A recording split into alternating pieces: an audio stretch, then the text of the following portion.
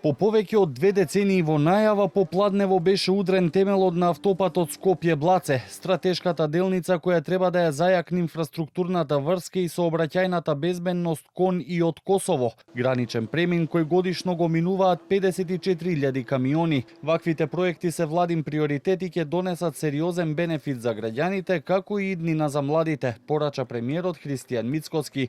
Неговиот колега, косовскиот премиер Албин Курти, кој беше присутен на поставување на камен темелникот, пак посочи, инвестицијата ќе влијае врз економскиот развој и животот на граѓаните од двете земји. Еден проект кој што за сите нас е историски, проект кој што во вистинска смисла на зборот историски изминативе повеќе од 2 децении ни беше представуван дека само што не почнал да се реализира, но еве денеска сите сме овдека присутни сведоци на почетокот на реализацијата на овој проект, нешто што оваа влада го имаше како свој приоритет од особено значење.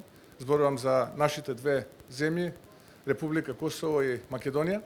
За граѓаните помеѓу двете земји ќе значи подобра економија, подобро поврзување, подобар транспорт, подобра размена, нешто што представува исклучително важен атрибут, посебно во 21. век. Освен што ќе се скрати дистанцата, ќе се олесни протокот и ќе се создадат нови можности за соработка за граѓаните и економиите на нашите две земји. Ние сме две држави кои имаат висок проток на граѓани од двете страни на границата. Семејствата, студентите, работниците, професионалците и нашиот бизнис се движат секој ден помеѓу Косово и Северна Македонија.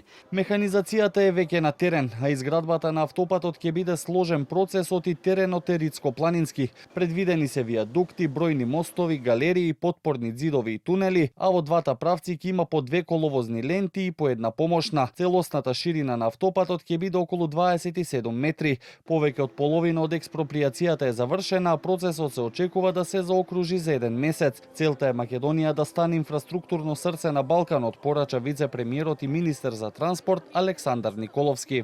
Автопатска делница во должина од 10,5 километри, исклучително комплициран терен, исклучително тежок терен.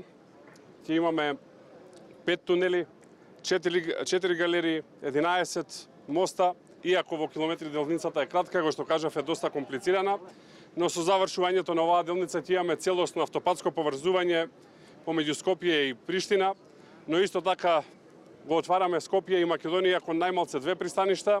Ова е алтернативно поврзување со пристаништето Драч, но исто така и поврзување со пристаништето Бар. На поставувањето на камен темелникот беше присутен речиси целиот државен врв, како и европски делегации. Проектот се финансира од Европската банка за обнова и развој со 167 милиони евра, а земен е и грант од околу 30 милиони евра од рамката на Западен Балкан. Со изградбата, овој пат ќе се поврзе директно со автопатот до Приштина, кој од таа страна на границата е веќе направен. Овој автопат кој ќе поминува низ навистина тежок терен и ќе има околу 40 објекти, предвидено е да биде изграден за 4 години.